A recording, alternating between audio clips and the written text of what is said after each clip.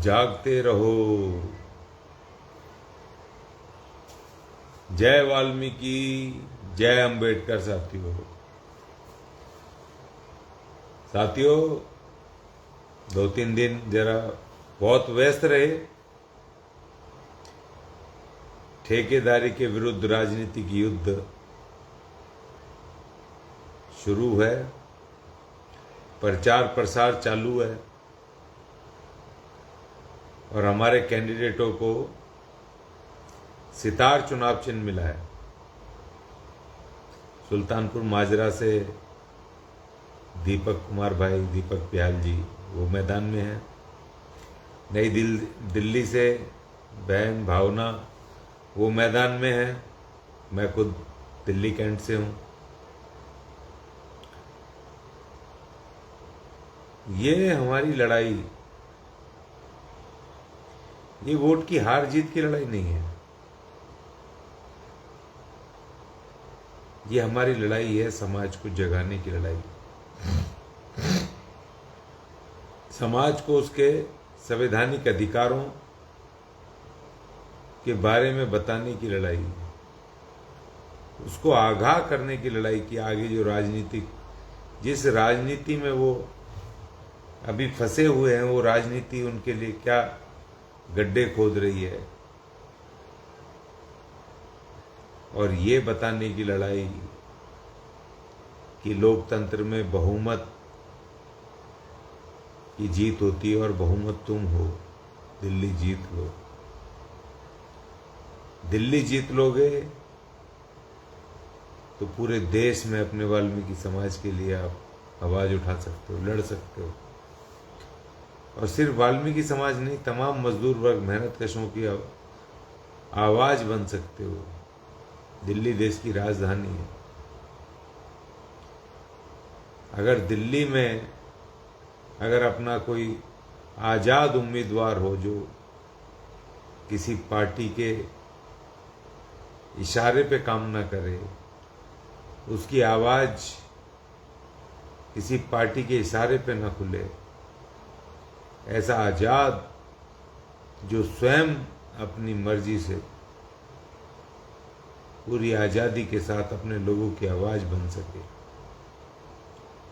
विधानसभा में अपनी बात रख सके, विधानसभा में अगर संविधान के विरुद्ध और अपने समाज और मेहनत कशों के विरुद्ध अगर कोई कानून लाया जाए तो उसकी मुखालफत करने के लिए पूरी ताकत के साथ वहां डट के खड़ा हो, बेखौफ। ऐसी आवाज बनने के लिए, अपनी पैदा करने के लिए हमारे समाज को इन परंपरागत राजनीतिक पार्टियों को छोड़ना होगा। लेकिन अभी ये ताकत हमारे समाज में नहीं है। मैंने देखा, लगातार पिछले 2018 से हम इस प्रयास में हैं। हमने दिल्ली में अपनी राजनीति शुरू की। इक्का दुक्का सीट दिल्ली के बाहर भी लड़ाते हैं, लेकिन हमारा मुख्य फोकस राजनीतिक दिल्ली में है। मैं देखता हूं अपने लोग बेहद डरे हुए हैं, भयंकर डरे हुए हैं। वो ठेकेदारी में नौकरी कर रहे हैं। 5 साल कोई राजनीतिक पार्टी या कोई उनका जिसको उन्होंने वोट दिया है, वो कोई प्रतिनिधि आकर के उनको पूछता नहीं है, लेकिन वो डर रहे हैं। वोट में कहते नहीं जी, हमें डर लग रहा है, कोई हमारी ठेकेदार की नौकरी छीन लेगा, हम इससे पंगा नहीं ले सकते। जबकि उनका जिनसे वो डर रहे हैं, उनके जीवन में कोई योगदान नहीं है, ना उनके दुख सुख में खड़े होने का कोई योगदान, ना उनके कोई रोजी रोटी का योगदान। 5 साल तकलीफ में रहते हैं, समस्या में रहते हैं। अभी जिस विधानसभा से मैं लड़ रहा हूं, दिल्ली कैंट से, उस विधानसभा में एक इलाका आता है संजय कैंप। वहां के तमाम लोग मुझे जानते हैं, मैं कई बार मीटिंग करके उनसे बहुत बार मिला हूं, लेकिन वहां पर एक व्यक्ति अभी 2 महीने पहले वो बिल्कुल रो रहा था पूरी तरीके से। जहां वो नौकरी करता था वहां उसका घोर अपमान हुआ, जातिगत अपमान हुआ।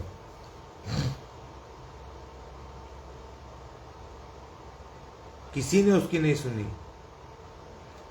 पुलिस में उसने शिकायत लगाई, लेकिन पुलिस में भी उसने नहीं सुनी। पुलिस भी उसको धमका रही थी। वो मेरे पास आया, मैंने पुलिस को अंडर प्रेशर लिया, उसको चिट्ठियां लिखी और उसकी एफआईआर दर्ज करवाई, उसको इज्जत दिलवाई।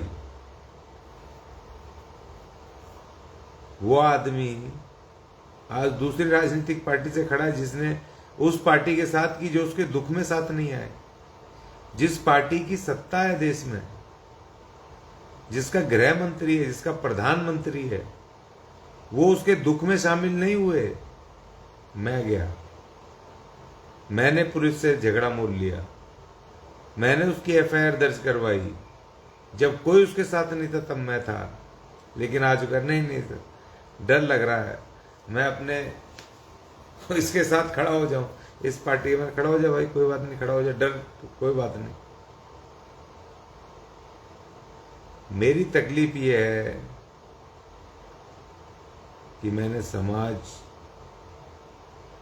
की सारी समस्याओं को लेने का जो जिम्मा है मैंने अपने आप लिया है, स्वयं लिया है। मुझे किसी ने दिया नहीं है, मैंने स्वयं अपनी इच्छा से समाज के काम करने की जिम्मा उठाया। इसलिए मैं शिकायत भी नहीं कर सकता।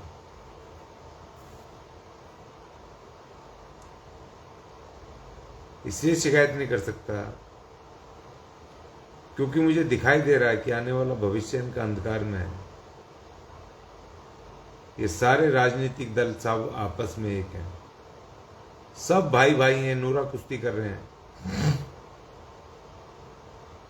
और इनका एक ही टारगेट है कि भारत के संविधान को खत्म करके किस तरह से ये जो SC ST के लोग हैं इनको दोबारा से गुलाम बनाया जाए, इनके वोट के अधिकार खत्म किए जाएं, इनके चुनाव लड़ने के अधिकार को खत्म किया जाए, इनके शिक्षा के अधिकार को खत्म किया जाए। और ये जो नौकरियां कर करके राजा बाबू बन के घूम रहे हैं, इनके इस अधिकार को खत्म करके इनको दोबारा से वहीं उन्हीं हालातों में पहुंचाया जाए। और इनको पता है इस बात का, लेकिन फिर भी अनभिज्ञ बने हुए, आंखें बंद करे हुए। आंखें बंद कर लेने से सामने की सच्चाई वो खत्म नहीं होगी, वो बढ़ती रहेगी। आपने आंखें तो बंद कर ली। तो इसीलिए ये हमारी लड़ाई सिर्फ वोट के हार जीत की नहीं है। हम अपनी ड्यूटी पूरी कर रहे हैं, हम अपना जिम्मेदारी पूरी कर रहे हैं। हमें दिखाई दे रहा है कि ये खतरे में है, इनके संवैधानिक अधिकार खतरे में है। जिस समाज के पास भारत का संविधान लागू होने से लेकर अभी तक भी 98% लोग आज भी भूमिहीन हो इस देश में, वो समाज आज भी चेतन नहीं हो रहा है। उसको आज भी समझ नहीं आ रही है कि जिन लोगों के साथ खड़े हैं उन्होंने तुम्हें कुछ दिया नहीं, जो संविधान में लिखा है वो भी नहीं दिया। तुम्हारी एक नौकरी थी, पक्की नौकरी, जिसकी वजह से हम भी यहाँ बैठ करके बोल रहे हैं, इन अच्छे हालातों में आए। जिसमें हमारे पिताजी की एक नौकरी, भले ही सफाई कर्मचारी की नौकरी थी, परमानेंट थी, नौकरी थी, जॉब सिक्योरिटी थी, सुविधाएं थी, क्वार्टर था, उस नौकरी को भी इन्होंने ठेकेदारी में परिवर्तित कर दिया, छीन लिया तुमसे। फिर भी तुम डर रहे हो, तुम्हारे दिमाग में डर चल रहा है, भयभीत हो इनसे। क्यों भयभीत हो? क्या छीन लेंगे हमसे, क्या ले लेंगे हमसे? उन्होंने छोड़ा क्या हमारे पास जिससे तुम भयभीत हो कि हमसे छीन लेंगे? जब हमारी बहन बेटियों के ऊपर कोई एट्रोसिटी होती है तो तब इनमें से कोई दिखाई नहीं देता। तब हमारे लोगों को धरने प्रदर्शन करने होते हैं, तब जा करके कोई हमारी सुनता है। तो क्यों डरते हो भाई इनसे, क्यों भयभीत हो इनसे? और मुझे पता है कि हमें वोट नहीं मिलेगा, लेकिन ये चुनाव का दौर ऐसा होता है कि जब हम अपनी बात कहते हैं तो प्रशासन भी सुनता है, प्रेस भी सुनती है और जनता भी सुनती है। तो ये प्रचार का दौर है। इस चुनाव को हमने अपने प्रचार के एजेंडे के रूप में हमने इस्तेमाल करते हैं हमेशा, जिससे कि इनको मानसिक शक्ति मिले कि हम भी लड़ सकते हैं, हमारे पास भी अधिकार हैं, हम भी लड़ सकते हैं, हमें इनसे डरना नहीं है। डर उनको लगता है कि कहीं ये जाग गए तो राज सत्ता पे काबिज हो जाएंगे, राजा बन जाएंगे इस देश के, जिस दिन जाग गए।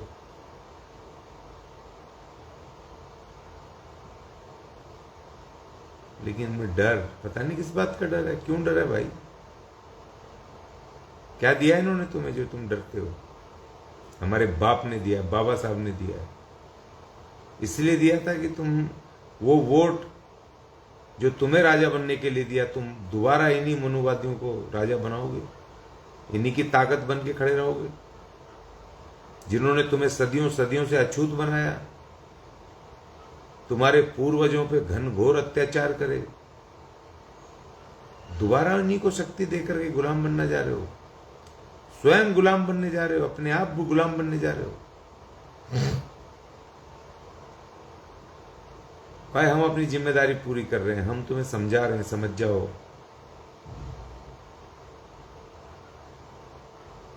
हम अपनी मृत्यु को भी आसान कर रहे हैं, क्योंकि समाज होने के नाते जो तकलीफ में समाज है, मैं तुम्हें समझा रहा हूं, तुम नहीं समझोगे, लेकिन मैं अपनी मौत को आसान कर रहा हूं, मैं सुकून से मर पाऊंगा।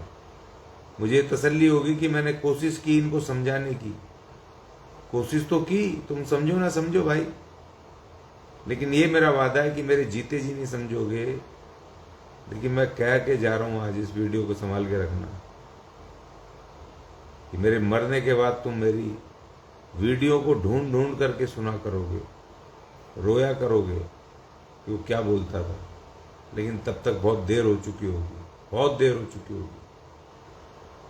ये तुम्हारी नागरिकता भी छीनना चाहते हैं। अभी तो सीए का तलवार तुम्हारी गर्दन पे है। इन्होंने तुम्हें दिखा दिया सीए मुसलमानों के खिलाफ है। मुसलमानों के खिलाफ नहीं है। मुसलमान पहले प्रदर्शन कर रहे थे, जब उनको लगा, उन्होंने पढ़ा ठीक से कि तो हमारे खिलाफ है ही नहीं, वो तुरंत उठ गए। आज एक मुसलमान सीए के खिलाफ नहीं बोल रहा।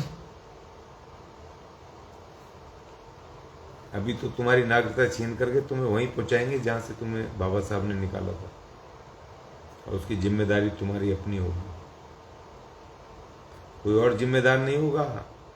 इतना आसान वोट का अधिकार, राजा बनने का इतना आसान बाबा साहब ने रास्ता तुम्हें दे दिया, इतना बड़ा अधिकार दे दिया,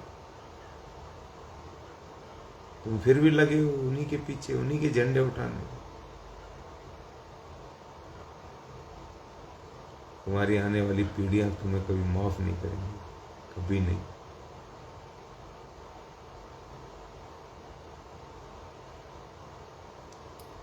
मुझे पता है कि जब हम प्रचार करते हैं, चुनाव लड़ते हैं, तो लोग हंसते भी हैं, लेकिन क्रांतिकारियों पे लोग हंसते हैं। बाद में क्रांतिकारियों को याद किया जाता है और हंसने वालों को उनके घर वाले भी याद नहीं करते। इसीलिए साथियों, जागते रहो। हमारा मिशन है जगाने का,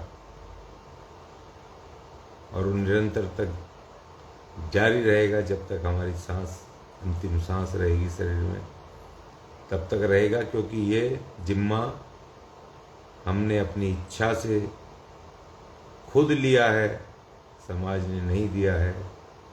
समाज को जगाने की जिम्मेदारी खुद ली है,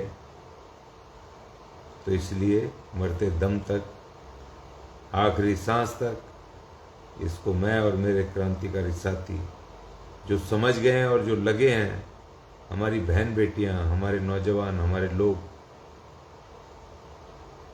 जो लगे हैं, जिनको समझ आ गया है, वो सब लोग लड़ेंगे, बिना शिकायत के लड़ेंगे, हर हाल में लड़ेंगे और समाज के अधिकारों को जहाँ तक बचाने की कोशिश कर सकते हैं, जहाँ तक बचाया जाएगा बचाएंगे। मैंने अपील डाली थी, सभी साथी जो देख रहे हैं मुझे, थोड़ा बहुत आर्थिक सहयोग कर सकते हैं तो जरूर करें। उसमें बारकोड भी है, नंबर भी है, साथियों ने डालने शुरू कर दिए हैं। राजेश भाई, सत्यवीर जी, आपका धन्यवाद। साथियों ने आर्थिक मदद करनी शुरू की है, मैं उनका शुक्रगुजार हूँ कि हम उस पैसे से समाज को जगाने का काम और तीव्र करेंगे, तेज करेंगे और लगातार मिशन जारी रहेगा। कल फिर मिलेंगे जागते रहो में। साथियों, सोचना, समय अभी बाकी है, 5 फरवरी बाकी है। जागते रहो। जय वाल्मीकि, जय अम्बेडकर।